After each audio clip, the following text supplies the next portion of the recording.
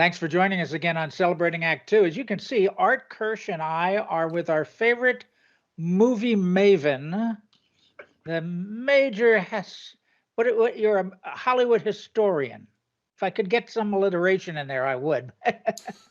Manny, it's good to see you. It's good to see you too.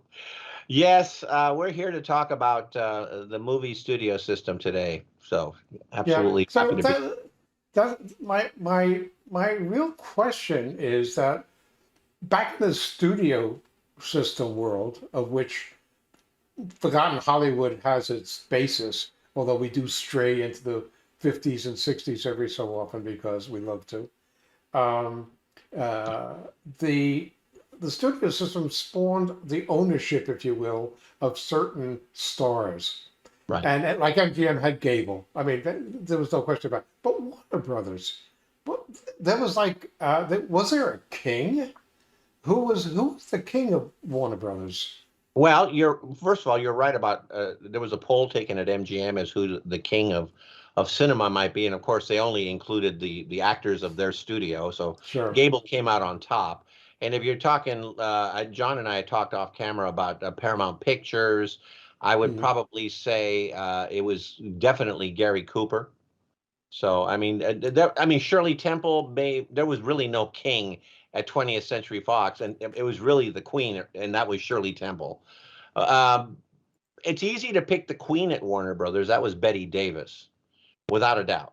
I mean, Joan Crawford would have loved to have competed against her, but I'm sorry, it was Betty Davis. She got the plum rolls first. Warner Brothers had a problem, maybe a problem of wealth. They had a lot of guys who could claim the mantle of king. You had, of course, the ultimate tough guys who emerged at the same time in the same way that Bela Lugosi and Boris Karloff emerged in the early 1930s at Universal. And that was James Cagney and Edward G. Robinson with Little Caesar and the Public Enemy. So they could claim the mantle of being the kings of their Warner Brothers throne. But nobody was talking about it at that time until about the mid-30s. And by then, another young actor emerged who was not doing films about gangsters. He was doing adventure films, and they were very, very popular, these swashbucklers. And that was Errol Flynn. Wow. And there was one other actor who could probably claim the mantle, although he made good films. I don't think he deserves to be in the conversation, but he would tell you he deserved to be in the conversation, and that was George Raft. So you had these four who were all kind of competing. And of course, we'll have people who are watching us speak right now and say, well, hold on a second. What about Humphrey Bogart? Isn't he the obvious king? Yeah. But not till the mid 40s. After Casablanca, everything changed. I mean, prior to 1942, I mean, you got James Cagney winning an Oscar. You got Errol Flynn in The Adventures of Robin Hood. You got probably the busiest of all the actors, Edward G. Robinson, making gangster film after gangster film. You know, Bullets or Ballots and Brother Orchid. I mean, Humphrey Bogart in the 1930s was the third banana. He was the one that was, getting the third billing behind Ann Sheridan. Yeah. Manny, given the fact that 3 out of these 4 are really fit into the gangster genre more than anything else, doesn't that put Errol Flynn kind of ahead of the group? Doesn't that make him, because he's unique? Nobody made films like Errol Flynn. I remember, I don't know if it was Captain Blood or whatever the film was. He slides down a sail, sticks a knife in the sail and slides down the sail to the deck. That might have been the Seahawk, but yes, that's a very iconic moment in film. Absolutely, yeah. Yeah. So doesn't that make him the king because he was unique, or at least he was doing all the adventure stuff? Let me offer this perspective. When the two quote-unquote kings of MGM appeared in a movie together, those two being Clark Gable and Spencer Tracy, Spencer Tracy always got second billing. Always. Always.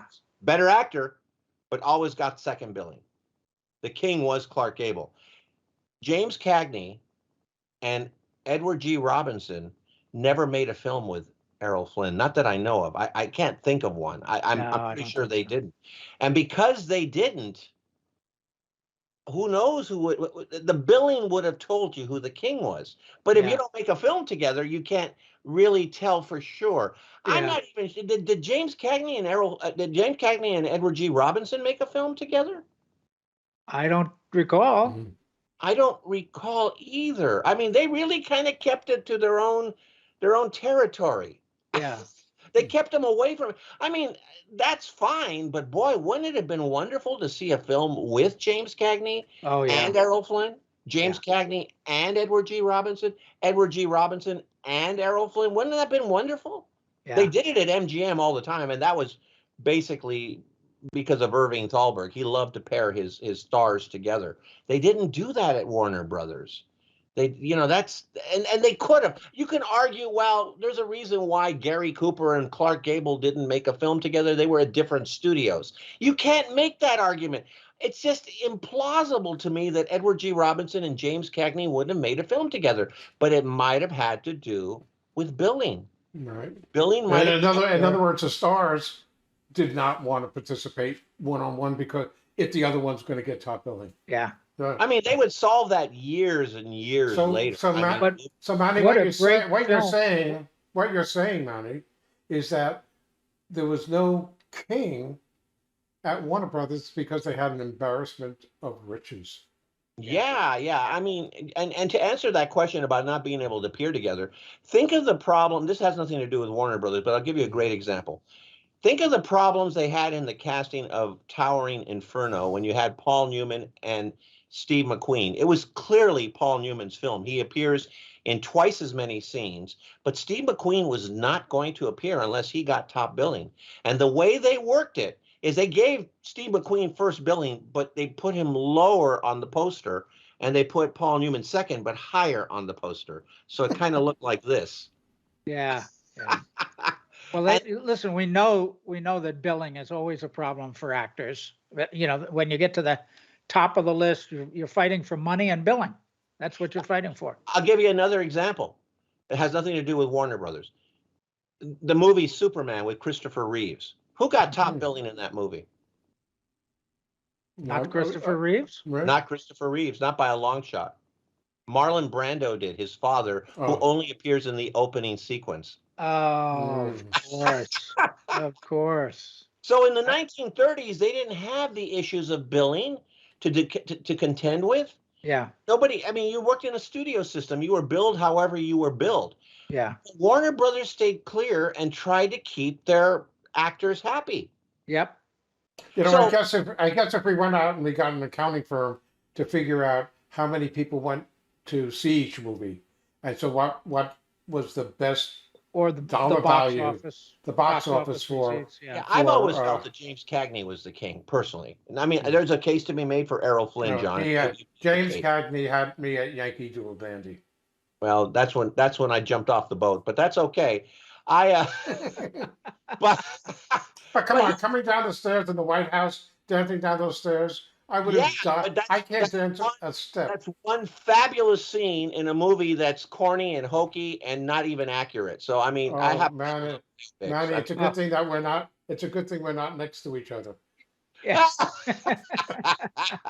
Them sight words. Now, by the mid to late 1940s, it was very obvious who the king of Warner Brothers was, and that was Humphrey Bogart. You get a film like Key Largo, where you put finally two giants together as equals. I mean, remember, Humphrey Bogart in the 30s was not considered an equal. He was considered gig young. He was the third billing, He was not on par. But by 1948, he's clearly a star, and he gets top billing over Edward G. Robinson at that point. Yeah. He gets Edward G. Robinson gets second billing. So, like I said, it would have been wonderful to see a film, but their genres were so different. I could have seen them together in a war film. James Cagney did war films. Errol Flynn did war films. So it would have been interesting to see them in a war film, but you were never going to see Errol Flynn in a gangster film. And really, it was hard enough to see James Cagney in a Western, much less a swashbuckler. That's true. That's true. So you just never were going to see them together. So the question is going to have to remain unanswered, I'm afraid. Manny, a great question to contemplate as we look at these old films. Thank Yeah. you. You got it. For more on Celebrating Act Two, visit our webpage, follow us on Facebook, subscribe to us on YouTube, and tell your friends. Celebrating Act Two is the user manual for the second half of your life.